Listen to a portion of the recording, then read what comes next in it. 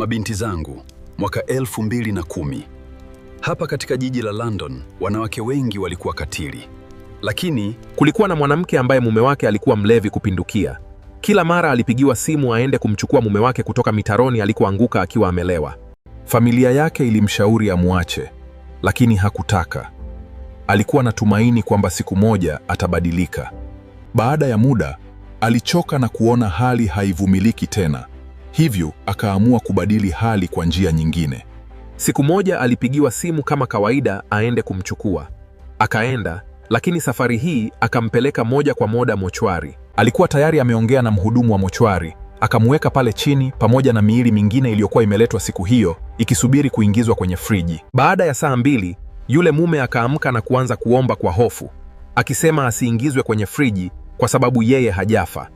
Mhudumu wa mochwari akamkemea kwa ukali akisema, "Ninyi maiti mnakuja hapa kufanya uchawi na kusumbua. Nendeni kalaleni hapo." Baada ya kulia sana kwa machozi mengi, mhudumu wa mochwari alimruhusu aondoke haraka.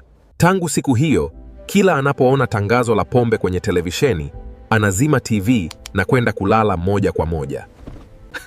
Mabinti zangu, nataka mtakapoolewa muige mfano wa mwanamke huyu mwerevu.